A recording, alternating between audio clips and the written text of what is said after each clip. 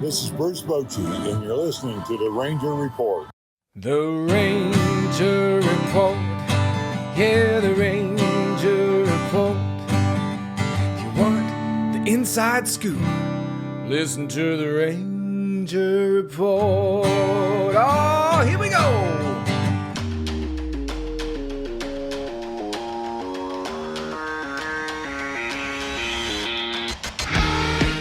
This is the Ranger Report podcast. News, insights, predictions, interviews, and information about the World Series champion Texas Rangers, from the major leagues to the minor leagues. And now, here are your hosts, Ben Dieter, Tyler Nilson, and CJ Berryman. Hey everybody, welcome to the Ranger Report podcast. We are back to normal. I am back at my house in Texas instead of in a hotel in Arizona that has absolutely no Wi-Fi, as you guys noticed on the last episode. But anyway, we are, of course, always brought to you by Waltons, waltons.com, everything but the meat. We are presented by Dallas Sports Nation. And of course, we are your Texas Ranger source on the Fans First Sports Network for the majors and the minors for the Texas Rangers. And we are brought to you on the Comfort Air online studio. So I am Ben Dieter. You can find me on Twitter at BDieter75. CJ Berryman. You can find me at CDB_RR. And I'm Tyler Nilson. You can find me on the X at the Ranger Report podcast. And you can find all of us at the Ranger Report on the Twitter and on the Facebook and on the Instagram and on the, I don't know, I have a Snapchat. I don't think I've logged into it in 12 years, but if you want to say hi, I'll never answer you. So that'd be fun. Anyway. So yeah, let's start with my journey back. And the reason we didn't do a podcast yesterday, like we originally planned to. So I got to the airport. I left the game, the Rangers played the Guardians, went down on the field, talked to Bochy and his granddaughter, who ran up to him during the interview. Her mom looked horrified, by the way. She just ran up and started talking to him. Papa, where are we going to eat? While he was talking to the media. Spring training's relaxed, man. Nobody cared. So, but anyway, I got to, I'm Russian. I'm like, okay, I got to get to the airport. I'm not Russian. I'm actually German. But anyway, I got to the airport and about 4:00 Arizona time, which is 6:00 Texas time. I'm like, all right, my flight takes off. I'm a little early. My flight takes off at 8. So I thought, but I'll get checked in. I'll settle down, we'll do something together. I'll edit, I'll do something. And then I packed my computer without thinking about it and it was gone. So like, well, I'm not going to do that. Oh, that's okay. I got my phone. I can do stuff on that. And then I looked down and realized I packed my phone charger. So I have no way to keep my phone charged. And it was like at 38% at 5 p.m. So I thought, well, I'm not going to do that. So I'm just sitting there thinking, great. And then they come on the intercom about 7 and they're like, all right, we're going to start boarding your airplane about 7:35. We're like, cool. And then they come on and say, hey, about 7:30, we're having a little technical issue with the airplane. We're going to get that worked out and then we'll start boarding. We're like, great. And then they come on and they say, hey, that plane has now been put out of commission. You guys don't have a plane. And I'm like, all right. And they're like, we'll get back to you. So I'm at like 18% on my phone and I'm sitting there. And then this nice couple with some kids sit down next to me and we start chatting a little bit. And he's like, hey, do you need a charger? I was like, yeah. So he loaned me a charger. So at least I had a phone. Otherwise I wouldn't have been, I was talking to Tyler, so I wouldn't have been able to do it anymore if my phone had died. But anyway, I get my phone plugged in. I'm waiting. We start talking and he's like, what are you here for? And I told him, I went to some spring training. Oh, who's your team? And I was like, well, it's the World Series champion Texas Rangers. And I'm smiling. I'm thinking, wait, I'm in Arizona. I was like, who's your team? And he glares at me and he goes, it's the Arizona Diamondbacks. And then I said, hey, I'm sorry, but no, not really. I'm not really sorry.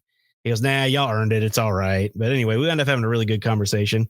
We thought, we'll be stuck here. We'll talk for an hour. That'll be all right. So they come on at 8:15, 8:20, and they say, hey, we found you guys another plane. We'll take off at 9:10. We're like, cool. So at 8:40, they come on the intercom. Hey, we double booked that plane. It's actually going to Cancun. So we don't have a plane for you guys. So hang tight. Did you feel like going to Mexico before getting back home, Ben? I mean, if it gets me home and not sitting in those airport chairs that I had been sitting in at that point for 4.5 hours already. So we're talking again and they're like, okay, we got you a plane. They come in about 9:30. It's going to take off at 11:10. It'll land at 10:30 at gate. They changed our gate. So, but it was close by. So we all meander down to the next gate, but it had like, I don't know, 100 seats for 300 people. So we went and sat at a different gate, where we could kind of hear what was going on at that gate. We're still sitting there, and then the plane lands at 10:30. So the dude I'm talking to goes over to check. He comes back, no plane. There's no plane there. 10:45, no plane. 10:50, we're supposed to take off at 11:09. Remember, no plane. So about 10:55, we see people, and we're like, "Hey, I wonder if they're getting off a plane." So we run over there. Yep, our plane had landed. And I'm like, "All right, we got to clean the plane, and then we'll let you guys board it." So about 11:40, they start boarding. But I'm in boarding group 9 out of 8. So 35, 40 minutes later, about 12:10, I finally get on the airplane. And by the way, if you watch the game, I told the guys this, the guy who was the sideline reporter, Bill Jones from Dallas, from Channel 11 and DFW, he was also waiting for this plane with me. So we talked a little too. But anyway, we get on the plane, and then we're sitting there. It's 12:10, 12:15, 12:20. Pilot keeps coming on going, "All right, we need a few more things loaded, and then we're ready to take off. We need this." And then he finally started getting snarky, and it was hilarious. I think I told one of you guys this maybe. But he comes on and he goes, "So the crew chief, who should have been here 30 minutes ago, is not here. And we can't take off till he approves it. So if he would, take off, leave the break room or whatever the heck he's doing and come down here, we could leave." And so I'm like, that was kind of snarky. Yeah. Well, they're tired too, Ben. Yeah. And then he goes, "Hey, guys." Pilots are tired too. And he goes, "Hey, guys, the crew chief is here. Isn't that great?" He's like, he found something wrong. He's got to check before we can take off. Something he should have found wrong over an hour ago. He's like, "What a great guy. Y'all hang on. We'll take off when we can." And then he comes back on and he goes, "We got His Majesty's blessing. We are now taking off." Oh my God. That pilot was pissed. And this is about 12:35 in the morning, 12:40 in the morning. And it's a 2-hour and 20-minute flight, right? He goes, "All right, folks, strap in. We're going to get there in an hour and 40 minutes. And we were like, "What?" And we did. We did. I don't know if you can put the pedal to the metal on a jet, but he did. You can. It's not advised. We left at 12:45, which is 2:45 Texas time. And we landed in Texas at 4:05. So I was like, dang, man. Because it took us 2 hours and 20 minutes to get from Dallas to Phoenix, but it took us like an hour and 35 minutes to get from Phoenix to Dallas. So that dude put the pedal to the metal. Well, good. So I collect my bag about 4:15, and I go down to where I'm in Terminal C, and my car is in Terminal E. I'm like, cool. They have a bus system here. Takes you to different terminals. So I went down and I sat on a metal bench outside at about 4:25. Like, cool. No, 4:35, 4:45. And the pilot of my plane is on the phone next to me on the phone trying to find his bus so he can go to sleep. Because he's got to fly again the next day or that day. And we're like, finally, I get on my phone. I go through like 7 layers of things, and I find, the buses only run from 5 a.m. to 12 a.m. They don't run from 12 to 5. So we were stuck there for almost an hour waiting on a bus. And with 5 minutes to go, we finally found a number you can call to get picked up if you're there between the hours of 12 a.m. and 5 a.m. We found that at 4:55. So, finally, 5:15, I get to my car. Or I get to my parking lot, and I start walking around pushing the button on my key, hoping I hear a beep, because I didn't actually know where I parked. And when I heard that beep, beep, I was so happy. It's like, I'm in the right parking lot. So I got to my car. So took off. Couldn't make it home, by the way. I stopped at a rest stop and slept for like an hour. I don't blame you. So yeah, I got home about 10:30 in the morning for a 2-hour flight and a 2-hour drive that was supposed to start at 8 o'clock. Hey, but let me ask you this, Ben. Was it worth it? Oh yeah, the trip was fantastic. You guys know that. Like, everything was worth it, but jet lag is a real thing. Like, I told CJ today was the Rangers' day off, and he goes, "That was yesterday." And I was like, "Really? That was yesterday? What day is it anyway? I don't even know. I think it's Thursday, right?" Yeah. Okay, I got that right. It's Thursday. So anyway, just a little lead off on the top to tell you guys what a wonderful experience I had with American Airlines coming home. It was just great. It really was. And David Murphy was supposed to be on that flight with me, but luckily he changed to the 7 and was able to leave on Smart time. Move. Yeah. Smart move, Murph. Smart move. John Moore texted me and he goes, "Hey, did you have a good flight?" At like 10 o'clock. You're like, I was like, "John, our flight hasn't taken off yet, and we don't have a plane." He's like, "Ha, ha, ha, ha. Good night." And that's the last I heard from him. So and I had a lot of fun. I went out to dinner with them to a little Mexican place that was really good. Jeff knows all the places in in Arizona. So when you guys go with me, like we're going to eat good. So because Jeff knows where to go. So how was it? What'd you have? It was a carne asada burrito. It was really good, man. And a couple of modelos. Modelos.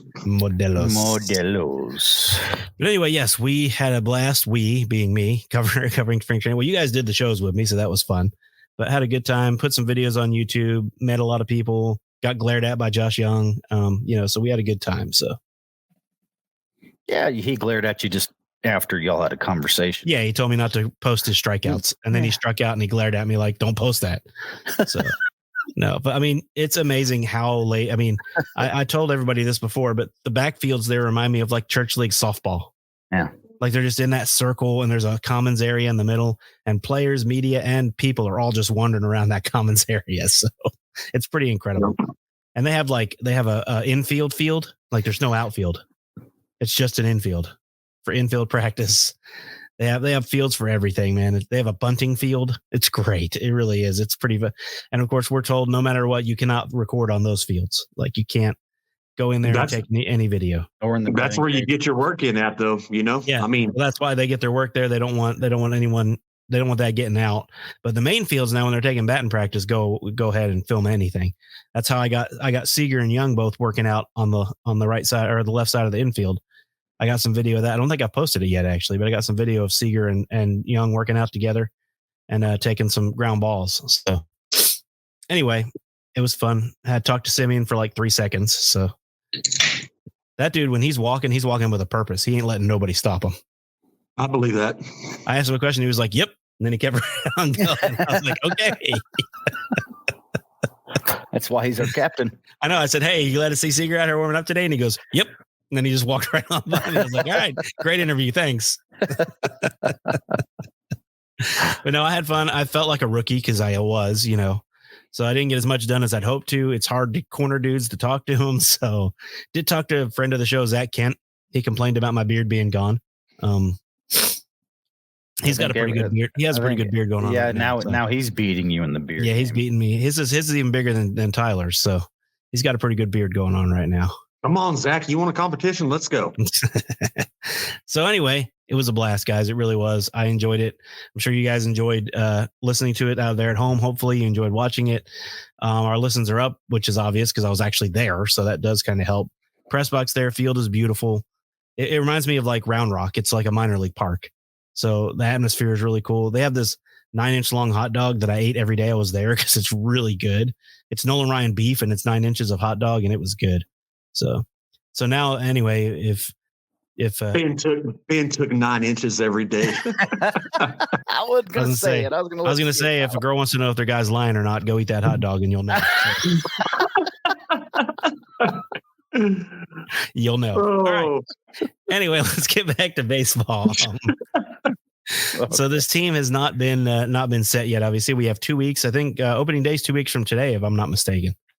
28th. Yeah, it's the 14th. Yeah. So yeah, it's 2 weeks from today. So anyway, let's start with the same old tired argument that we've had for the last few shows. Is there any way now at this point, CJ, that Wyatt Langford doesn't make the team? At this point, I do not. Me and Tyler talked about it. No, he's in. All right. And injuries didn't. Well, I'm not going to make an excuse. I'm not making excuses for myself for saying he wouldn't make the team. Obviously, he's done enough. But the injuries to Seager and Young have obviously made it a little bit more pertinent to have that guy to be the DH that can come out and play in the outfield. That way, Zeke and Josh Smith, if that's the way we go, can play the infield, or Duffy, and also Jared Walsh at first base, or Justin Foscue at first base. So there's a lot of questions still going on there, but I don't think he's shown. I mean, at this point, right now, at least he deserves a shot. Tyler, you were right the whole time. How does it feel? I don't know if I'm right yet. It's not a guarantee thing, but I'm 99.9% sure he's on the roster. Now, CJ brought up a name that I don't know is necessarily going to be on the roster, and I might be completely wrong on this, and I'll eat my crow. But Josh Smith, I don't know if he's going to make this team. I'm hearing a lot of stuff coming out of Springer right now that his name's up in the air. We had previously talked about Jankowski. I think Jankowski will make the team. I think he's safe. Yeah, I think he's safe, but I don't know about Josh Smith. Yeah, me neither, Tyler. They're talking about, honestly, you know what they're talking about? They're talking about that guy that we acquired, that we claimed off of waivers from the Cincinnati Reds. Yeah. That Jose Barrero and they're talking about him because, this kid, you got to realize, okay, he was a top 10 talent back. And, of course, this was a few years back. He had some injuries. He went through some stuff. But I don't know. I think Josh Smith, he's comfortable with the organization. But at the same time, Bruce Bochy is going to go with his best players. He's going to put in who he thinks is going to make the team win, as we all know. So we'll just go from there. Well, Josh still has options too. He can still be optioned back down to AAA. Right. He's not out of options. He's not someone they would have to release not to put him on the roster, which makes it tempting. Especially, and we talked about this in October.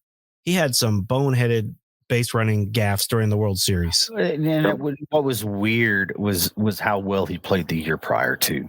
Yeah, he played really well. And last year, well, remember, he was the guy to replace Seager at shortstop, and then Duran outplayed him, and Duran got the job because Duran was jacking homers and sucking up everything at shortstop. Just looked great, and Josh Smith looked a little bit shaky out there. And like you said, Tyler, Bochy is going to go with the hot hand. Duran was obviously the hot hand, and he never went back to Josh Smith the rest of the season for that role.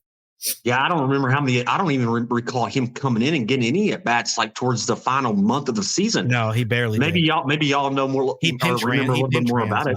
He pinch ran some, and I think he pinch hit it a couple of times. But maybe defensive replacement every now and then, if I recall correctly, but not. He's a career 191 hitter at this point. Yeah. So. I don't know. He's not a free agent till 2029. He's not arbitration eligible till 2026. So no, and like I said, he has options. So he has options, and so that's somebody. I mentioned him just because he's been there for 2 years and he plays the same positions literally that Ezekiel Duran plays: third base, shortstop, left field. Yep. Now, Duran's been also working out, obviously, at first base, which they started before the season, before spring training. Yeah, before Lowe got hurt. Before Lowe got hurt. So maybe he's ready to take that step. They started doing the same thing with Foscue. You also still got Blaine Krim. So, those are the questions that we still need to get answered. I think Jared Walsh is your first baseman on opening day. Right. I'm just talking about the young guys. Jared Walsh. Yeah.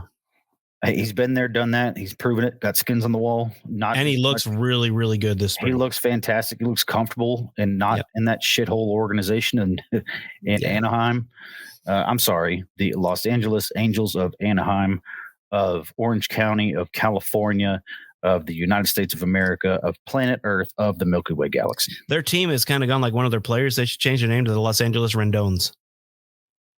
Hey, that's kind of how they play. They kind of just fitting. They start out really good and then they just kind of give up in the end. So that's kind of the Angels in a nutshell. But no, I think CJ brings up a good point too. Or both of y'all. Talking about Jared Walsh, but y'all also got to realize, guys, this is a Band-Aid fix. This ain't going to be a long-term deal with freaking Nathaniel Lowe.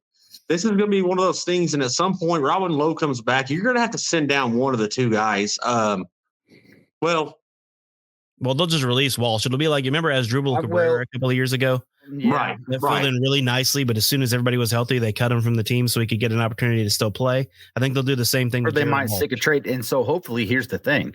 Hopefully he builds up his value. That's what I'm saying. Hopefully he builds up his value. Because they do have other guys that could possibly replace him on a roster spot, but have also built up value enough to keep like a Foscue or a Blaine Krim. Well, if Krim goes down to AAA and hits 450, they're probably going to replace Walsh with him at some point. But if Walsh builds up his value before that June 30 opt-out for veterans, they can facilitate a trade and get something for him. You know what I mean? Get another arm for the bullpen, a younger arm. Yeah.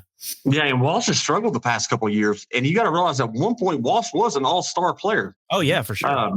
I think a change of scenery, obviously, you see what spring training's done. I'm not saying spring training, converts over to the big leagues, once you're actually playing regular season games. But if what he's doing right now in spring training can convert for a couple of weeks, in the majors. I mean, who's to say that he's not gonna stick around with the Rangers? Well, I don't think Duffy the infielder makes it. I think Duffy the pitcher. No, I don't either. Yeah, and that's still up in the air too. Let's after the break here, let's kind of talk about more pitching. Yeah, I love pitching. I love doing it. So we are going to take a short break. There was some almost breaking news yesterday. Yes. Well, possibly. I didn't know that, but that's great. We'll talk about it. Ben was comatose, but yeah, they'll update it on me during the break. Yeah. Anyway, we're going to take a break on the Comfort Air studio here for a quick moment on the Fans First Sports Network. This is the Ranger Report podcast.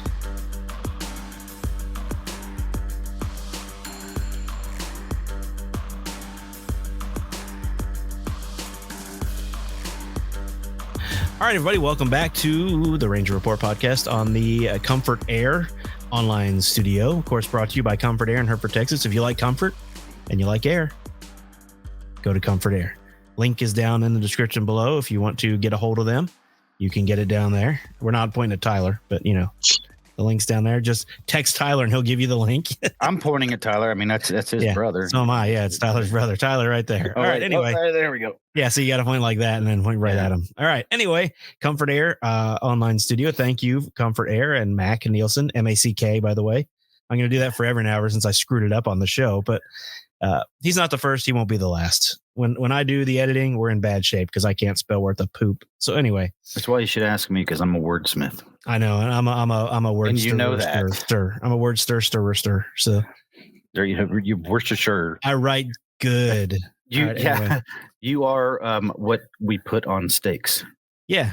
Worcestershire sauce. Yeah. All right, let's talk about the frenzy for 24 hours over Dylan Cease, CJ. Yeah, that was kind of weird.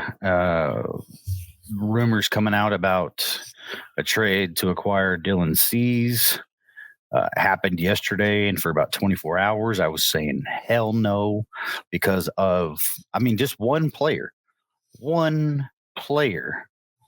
that the Rangers were rumored to be sending over there, and one, Zeke Duran, was the headliner. And I'm like, that doesn't make any damn sense. Because right now, we said it, I don't know if it was the last podcast or the previous one, but Ezekiel Duran right now is the most important player on the Rangers roster, period. Yeah, with Seager out for sure. And third base with Young. I think Young will be back by opening day, but but I'm saying throughout the season too. Yeah. Not just Young right now. Young has never stayed healthy for a full season. Minors or majors. in his entire professional career. Yeah. Correct. And so who would you rather have filling the void at third base? Ezekiel Duran or somebody else? Right now, it's proven.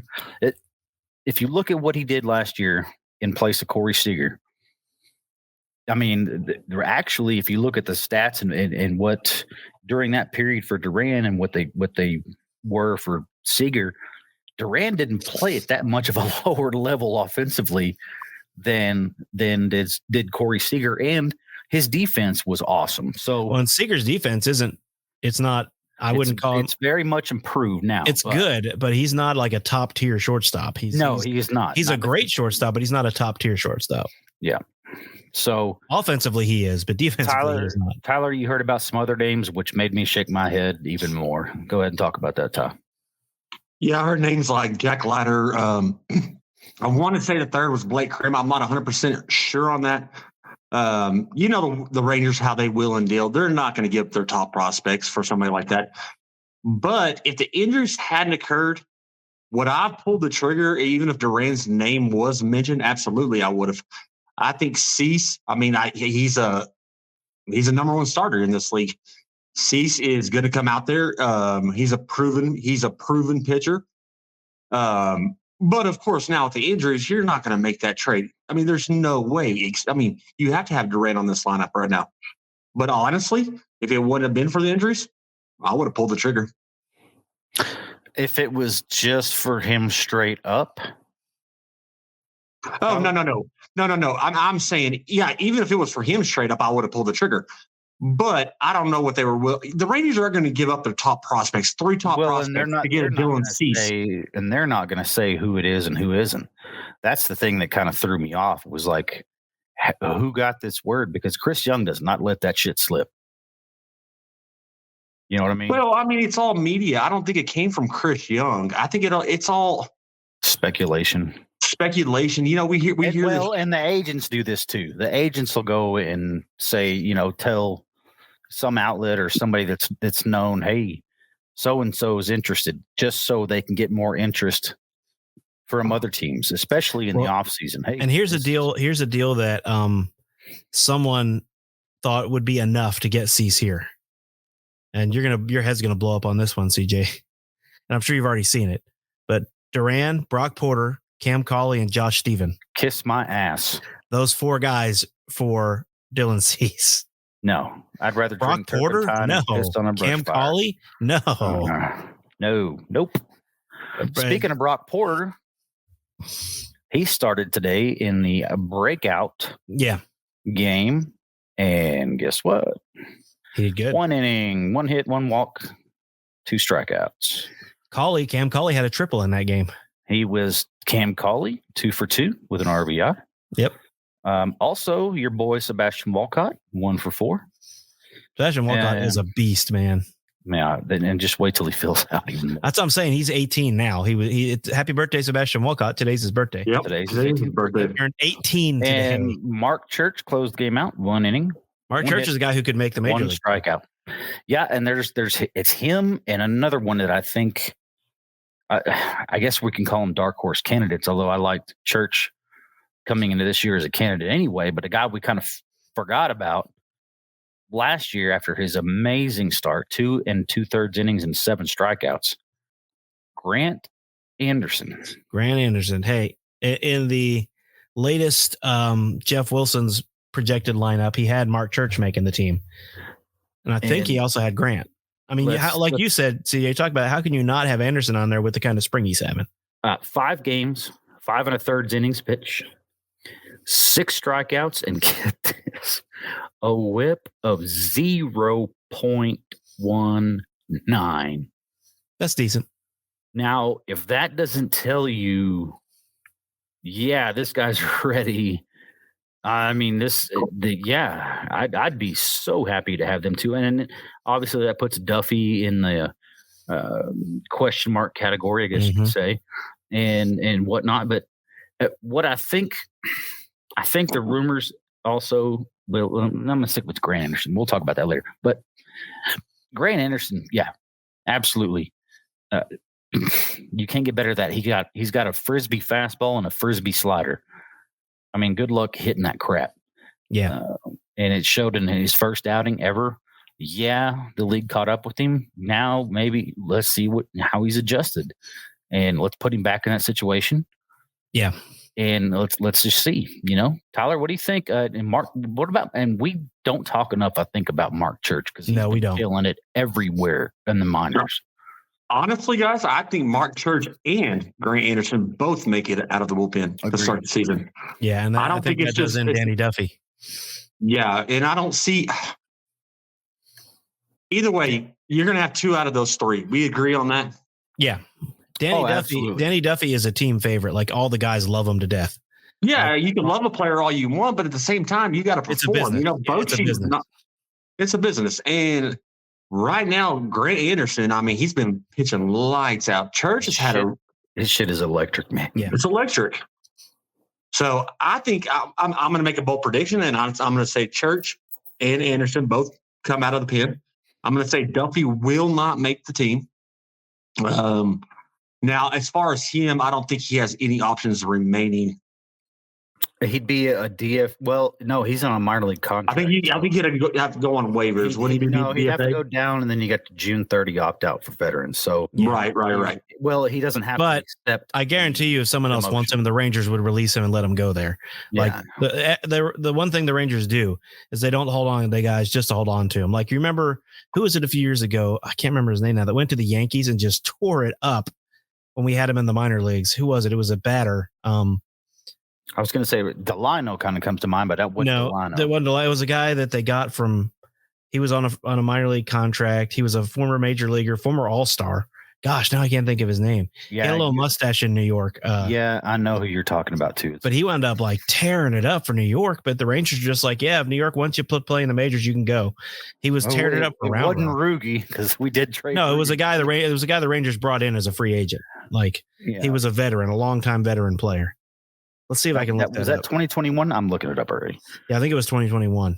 Oh, it's right on the tip of my tongue too. Mine too. Yeah, he was a good player. Maybe for St. Louis. I can't remember where he came from. Matt Carpenter. Matt Carpenter. Thank you very much. It was Matt Carpenter. It hasn't come up yet either. Yeah, it was Matt Carpenter. Once you said St. Louis, just wasn't a spot for him, even though he was batting like 390 in Round Rock. They couldn't find a spot for him, and the Yankees called, and they asked Carpenter, and he's like, "I'd like to go play in the majors," so they let him go, and he was a monster that year. The Rangers, and that's one thing too about the Rangers. If you're not going to make the major league club and you're a veteran and you have an opportunity to go do it elsewhere, they'll let you. Yeah. They're going to try to make a trade, or they're going to make you available, and that's I think that's neat by CY.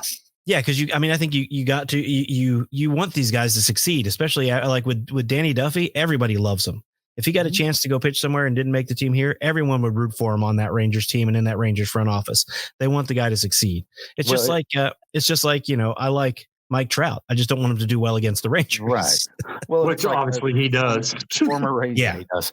With it also, Austin Hedges. Love the guy, but he's no longer a Ranger. But we're going to root for him. Cole Reagans is no longer a Ranger, but damn sure we're going to root for him. Dude, he is having a spring too, man. He looks phenomenal. He is having a spring. Oh, one more guy I wanted to mention that I hate to see in red, but I can't not root for, and that's Ron Washington. Here's the deal. And I talked to Jeff Wilson about this, and Jeff agreed with me when we went out to dinner the other night.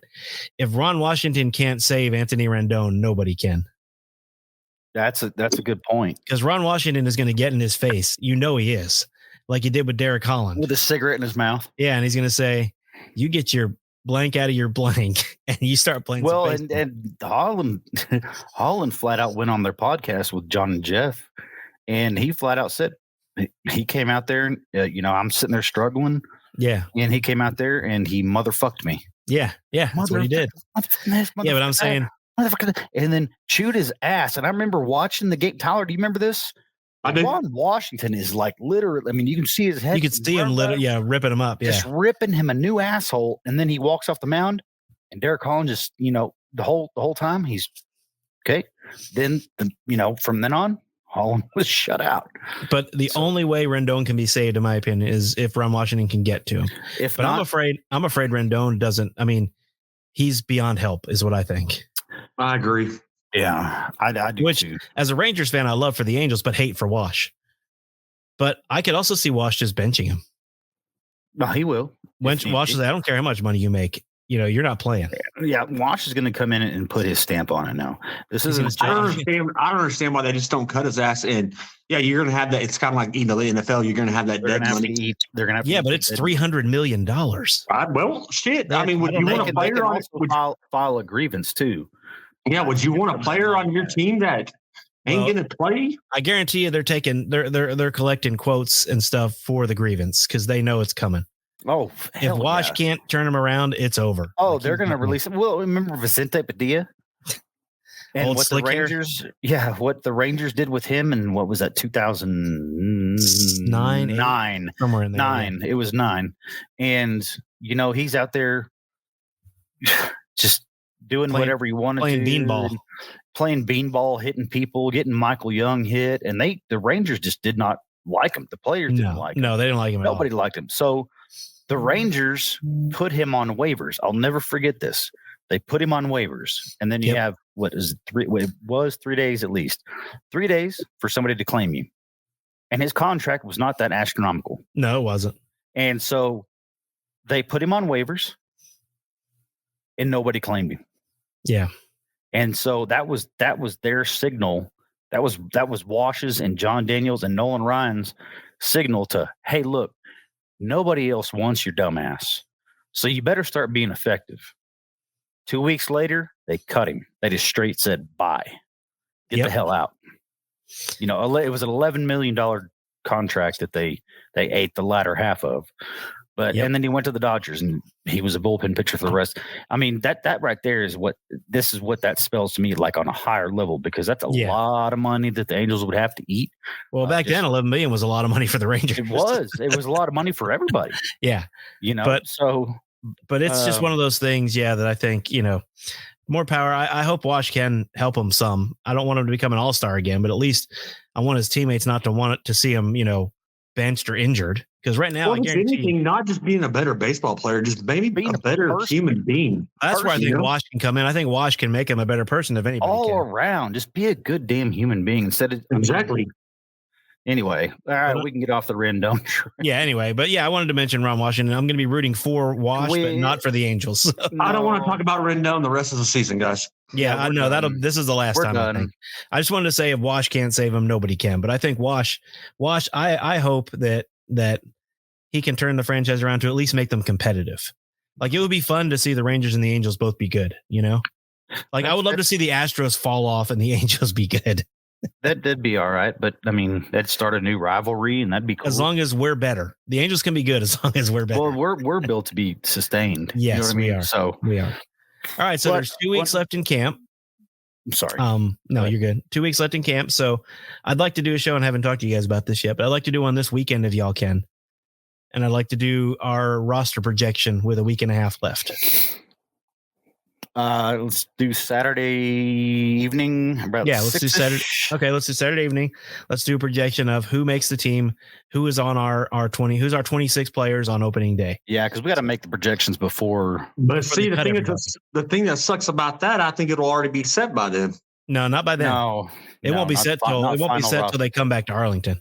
Yeah, there'll be more cuts by then. But against the Boston series, you're right. But like Bucci, wow. Like I was going to say Bruce, and I was going to say Bochy. Haven't you talked to him? Don't tell him that you said that. Yeah, I will never tell him I called him Bucci. But anyway, Bochy even said just because Sam Huff got sent down doesn't mean he's not going to make the team. Oh, that's what Bochy told us. He said just because Sam Huff got sent down doesn't mean he's not going to make the team. What does he that said? Mean? We can send guys up and down during camp all the time.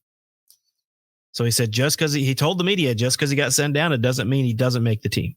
He's not making the team. I don't think he is either. But I'm saying that Bochy just made us all aware. I think he's just doing it to mess with everyone. Just keep in the back of your head. We can call this guy back up before the season starts. Well, I don't think he's making the team either. But I think that's one of those. I think that's one of those head games with Bochy, though. Yeah. I think that installs a lot of confidence into these players. You get sent down, and Huff's like, man, here I am back to the same starting point I was last year, the year before. But you come out and say something like that, Huff's like, you know what? I'm going to be back on this team, Yeah. Well, at some point he will be, but I don't think it'll be opening day. No. Okay. I think Huff is either going to be on the team at some point this year or he's going to be traded for someone. Yeah. Where he gets a chance to play in the majors. And I mean, that was a guy coming in. I mean, by reasonality, is that a word? Well, when Garver left, I thought he was going to be number 2, and then they went and got Kisner. So reasoning is, I thought he could fill that Garver role, that DH. Yep.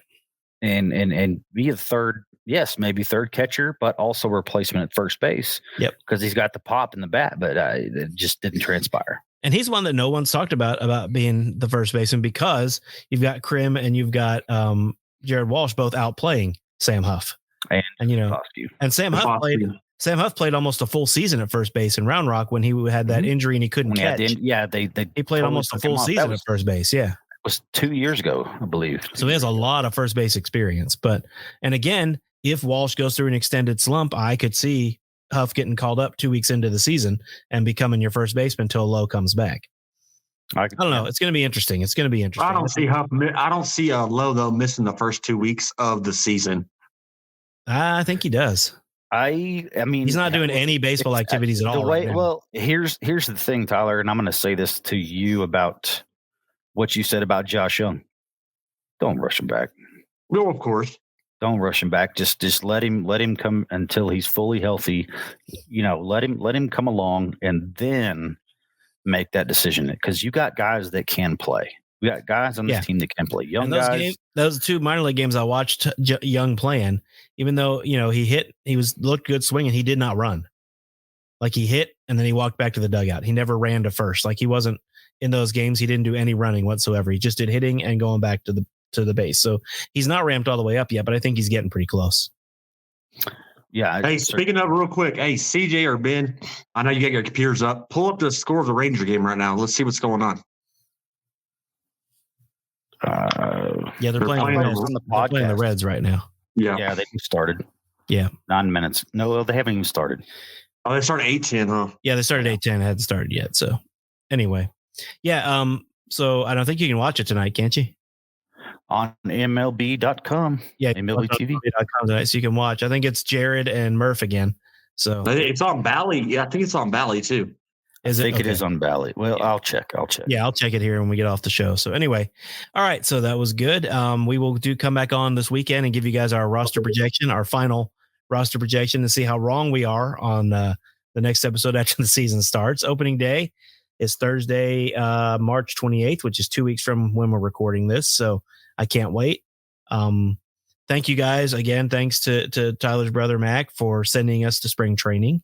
Thank you, Macker. We love you. Thanks to Waltons for everything they do for us. Thanks to CJ. Thanks to CJ and Tyler for helping me eat while I was there.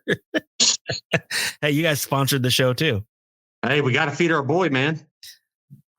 CJ, you got something? Yes. So I figured, I'm going to start this tradition starting off this new season. Some Rangers trivia. Oh, okay. Hold on. I've got something for y'all too. So this is gonna be cool. Well, it's probably gonna be the same one that you have. Okay. So who? Okay, this is catchers only.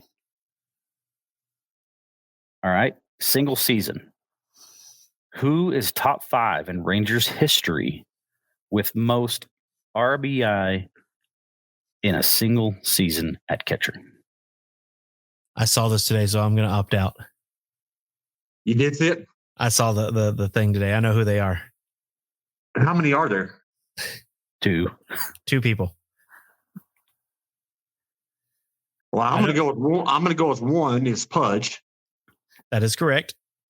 And then 2, I'm going to go with. I know you're stumping me on the second one because see, this is a trick question. This is where it gets you. No, actually, it's not a trick question. Nope. It's probably who you think it is. Is it Sandberg? Who? Right. Or not Sandberg. You meant Sundberg. Sundberg. Nope.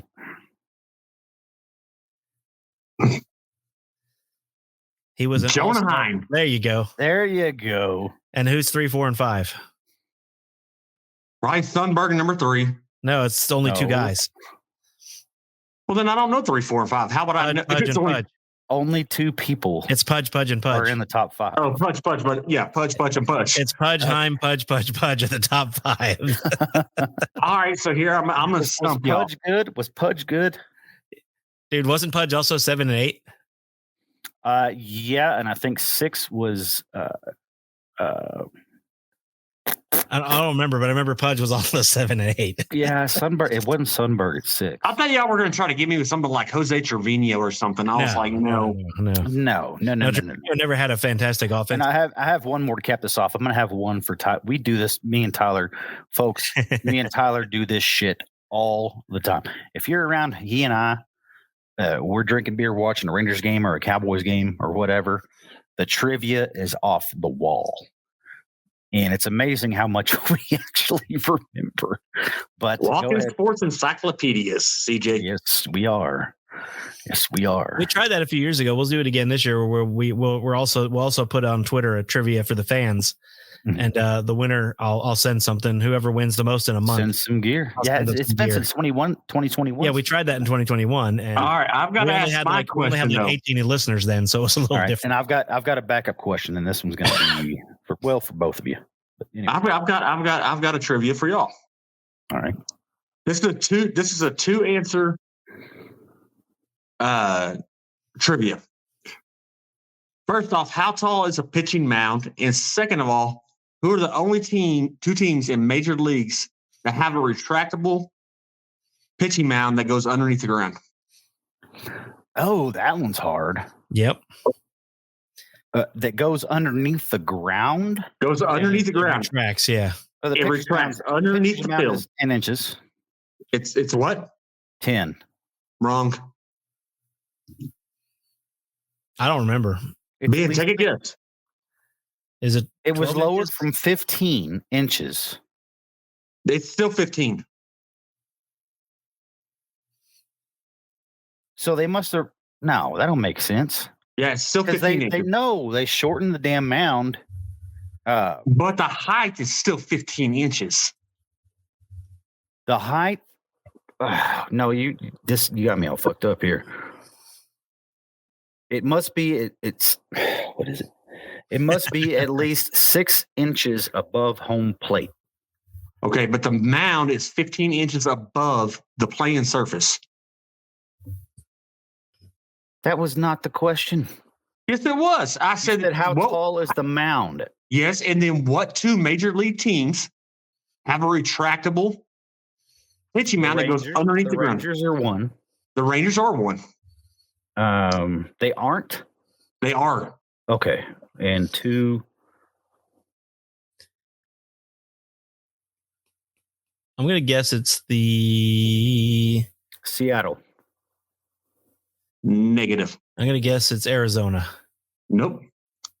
It's an American League team. I'll tell you that much. Toronto? Oh. No, it wouldn't be. Trying to think of who has newer stadiums. It's not Houston, is it? Not Houston. I didn't think so. They're not. They suck. Yankees, It's not the Yankees. Red Sox. No. Quit thinking, Ben, about newer stadiums. You don't have to go newer stadiums to have a retractable. It sure as hell ain't Oakland. It's not Oakland. Well, Oakland has a retractable Anaheim. stadium. Oakland has a retractable stadium because the whole stadium's just falling apart. So Anaheim. No, it's nobody in the West. the Guardians, Nobody in the Central. No. Minnesota. Oh, not in the. I was going to say Minnesota. Tampa Bay. Tampa Bay Rays. We got 1 and 2. Yeah, that was a tough one there. That was a good There one. are only two things. So I watched a video on YouTube the other night, and I watched a tour of Globe Life and all this stuff. And it was showing, and the reason they do it because they hold all these concerts, and they literally drop the mound down. You know, they do rodeos and stuff inside there and all this stuff. I was like, that's freaking sweet. All right. I guess that it makes sense because the Rangers host football games in there too. So Right. you wouldn't want a mound in the middle of your football game. All right, right. real quick. Most hits. This Excuse is my me. second one. And I'm going to change this up because Tyler would know the other one. Here, I'll go ahead and say it. Tyler, who has the most RBIs in a single season for a Texas Ranger? Longslaws. Okay. I was about to say the same thing. That would have been stupid. One All right. go, Who yeah. has the most single season hits in Texas Rangers history? Michael Young. That's correct. 221. Who is Yep. number 2? Ooh. I'd say it's Ichiro, even though he didn't play for the Rangers. No. This is for the Rangers. I know, I was kidding. Saying even for the Rangers, Ichiro might have it, even though he played for Seattle. Who's number Let 2? me ask you, no, because this will give it away. I'm going to go with. Is it Josh Hamilton? I'll go ahead and say this is similar to the first question I asked about the catcher. Michael Young. There you go. Who's number 3? Michael Young. Who's number 4? Is it also Michael Young? It is also Michael Young. Who's number 5? Michael Young. No. Oh, is it Josh Hamilton? 2 players. Nope. This is Okay. way back. Way back. Oh, okay. Like way back, are you talking about like in the 70s, 80s. 80s? 1980. I'm going to go with Specifically Ruben 1980. Ruben No, Sierra. That's before Sierra. Oh, yeah, that's before Sierra. I'm going to go with 1980. Golly. Dean Palmer. That's before Dean Palmer. 1980. Not 90. 80. Oh, 80s. Okay.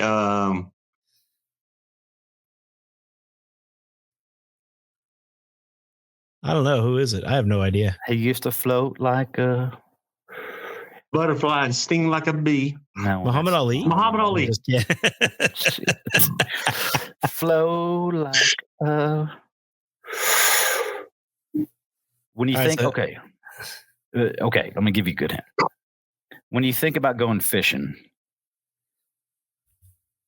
what flows like A bobber. So Bob is something Flow, Bob. not float. Flow. Oh, flow. Flows like a River. There you go. Now, what's his name?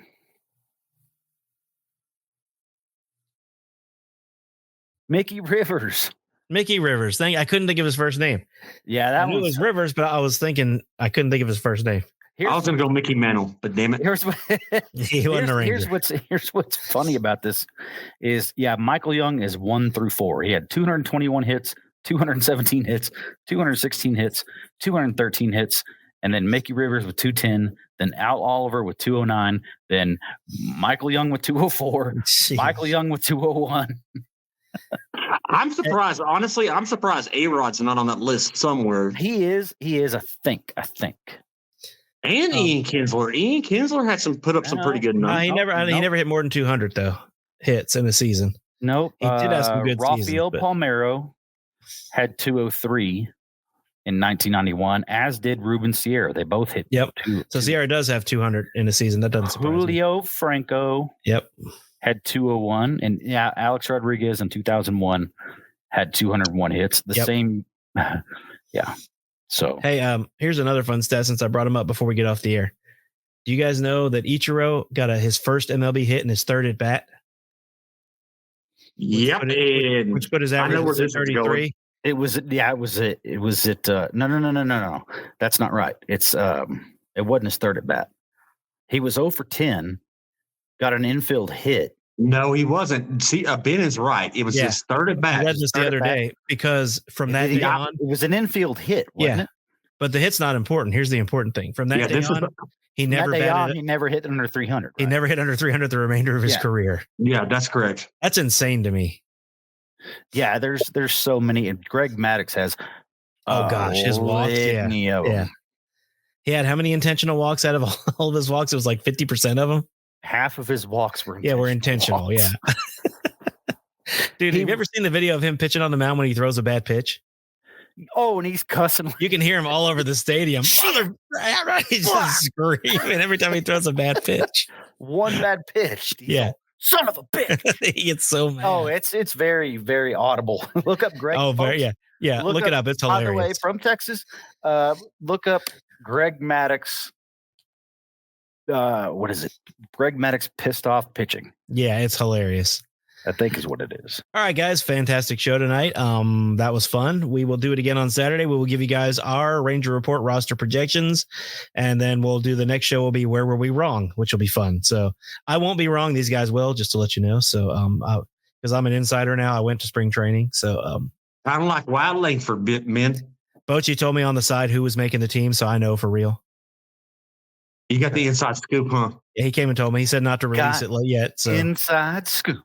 Yeah, I got nothing of the sort. The one embarrassing thing that happened to me there, by the way, just to let you guys know, is on the second day, I was on the backfields and I stayed a little too long. I came back for the Bochy press conference and I pulled the loud door open and it was already going. Oh, and everybody looked over at me, including Bochy, like with stern looks on their face. And I was like, I just stood there like this. And then they went back to it. So I was like, it had already started. And I was like, well, I feel stupid. Well, at least you're not one of those idiots that goes into it with your cell phone and it just starts blowing up during the middle of freaking a question or something. So I just did stumble upon. That happened during the really cool. That happened during my third day there. And guess whose cell phone it was? Yeah, I noticed that because I was watching that and I was like, dude, please tell me that was not Ben's. No, it was Matt Hicks. It was Matt. Oh, yeah. And Bo just kind of looked at him. He said, I don't remember what he said, but he kind of just looked at him like, really? What the hell, dude? Yeah, it was Matt Hicks. It was funny. Matt Hicks can get away with that. I can't. All right, this has been fun, boys. All right, guys. We will Saturday. We're gonna roster projections. That's what the whole show will be, or roster projections and arguments. It'll be fun. With that, I guess. Why don't we do projections too? That's what we're going to do. I'm saying team record predictions coming into the season. Oh yeah, we can do season projections then too. Record, all that. Yeah, we can do all that then too. So we'll do a season preview basically. Who's going to make the team? Who's going to win each division? All that kind of stuff. I can tell you at the beginning of last year, all of us were wrong. Oh yeah, big time. I was the closest. I had us winning 84. I'm always wrong, so I'm probably not going to predict the Rangers go back to the World Series, so I can be wrong again. I think Ben had an 82. Yeah, I had 82. I think I had 88 or 89, and I did have them making the playoffs. Yeah, Tyler was the closest last year. So, all right, we will do that on Saturday. So we look forward to talking to you guys then. Deuces. Drop.